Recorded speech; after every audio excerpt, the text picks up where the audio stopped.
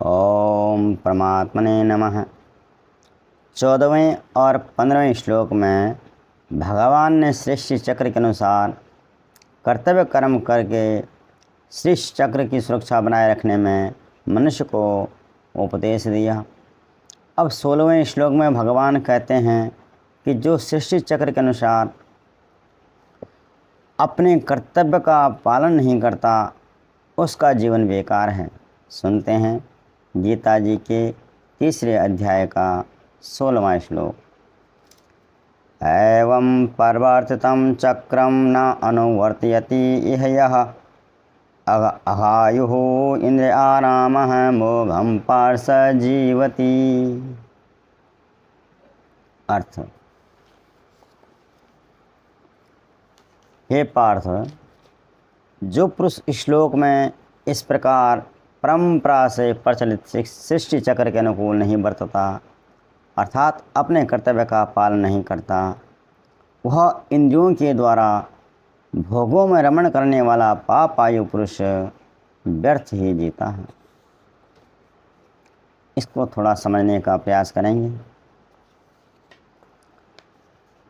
सभी प्राणी जीवन धारण करते हुए सृष्टि चक्र के अनुसार अपने पहले किए हुए कर्मों का फल भोगकर निरंतर निर्मलता की ओर बढ़ते हैं और नए पाप कर्म उनसे नहीं होते, क्योंकि वे वही कर्म कर रहे हैं जो वही उसी कर्म का फल भोग रहे हैं जो न पिछले जीवन में या पिछले पहले किए थे, मतलब पहले के जीवनों में क्या था उसी कर्मों का फल वो इस जीवन में भोग रहे हैं।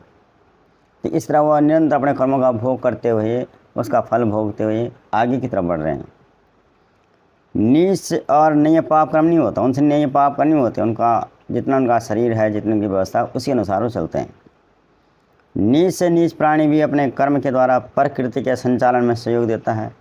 कीड़े मकोड़े हों, चूहे, पक्षी, भौरे, सांप, यहाँ तक कि हिंसक जानवर, शेर, बाघ वगैरह भी सभी अपना अपना काम, जिन सबका अपना अपना काम है और उनके कामों से किसी न किसी रूप में कुदरत का भलाई होता है।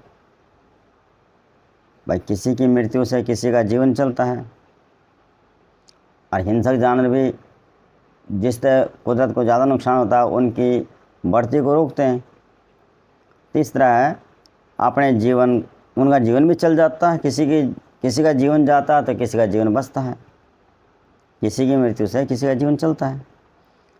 पर मनुष्य अपनी बुद्धि का इस्तेमाल करने से अपनी बुद्धि का इस्तेमाल करके सृष्टि चक्र के संचालन की जो कड़ी है उसमें बाधा डाल देता है। मनुष्य अपने निजी स्वार्थ के लिए कितनी प्राणियों की जाति को नष्ट कर दिया। और अगर एक व्यक्तिगत के रूप में भी देखें तो मनुष्य अपने कर्म केवल और केवल अपनी कामना, आसक्ति और अपनी इंद्रियों की इच्छा की पूर्ति के लिए लगा देता है। मनुष्य अपने कर्मों के द्वारा अन्य जीवों की तरफ परोपकार न करके केवल अपनी इंद्रियों को तृप्त करने में लगा हुआ है। जैसे हम देखते हैं कि आजकल हमारे आसपास बहुत सारे लोग पूरे दिन अपना नशा पूरा करने के चक्कर में कितने लोगों का नुकसान कर देते हैं, जेब काटते हैं, चोरियां करते हैं, छीना झपटी करते हैं। इस तरह वह संतुलन बिगाड़ देते हैं दूसरे को नुकसान पहुंचाकर। उनकी दिनचर्या नशा के लिए शुरू होकर के नशे तक ही समाप्त हो जाती है। न उन्हें अपनी होश है, न घर परिवार की, न समाज की। तो ऐसे मनुष्यों का न होना ही अच्छा है। अगर वे नहीं होंगे तो कम से कम किसी को उनके द्वारा किसी का भला नहीं होगा तो बुरा भी तो नहीं होगा ना। तो कहने का मतलब ये है, तो हमें ऐसे कर्म नहीं करने जिससे कि सृष्टि चक्र का बैलेंस बिगड़े। कहने का मतलब ये है। धन्यवाद सुनने के लिए। और दोस्तों, आप सब्सक्राइब भी कर दीजिए और पूरा सुनें।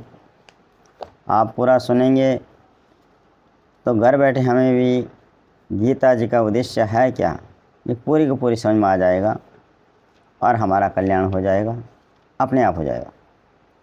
हमें ना कुछ नया करना पड़ेगा, ना कुछ छोड़ना पड़ेगा। हम जहाँ हैं वहीं से अपना काम करते हुए अपने आप ही हमारा कल्याण हो जाएगा।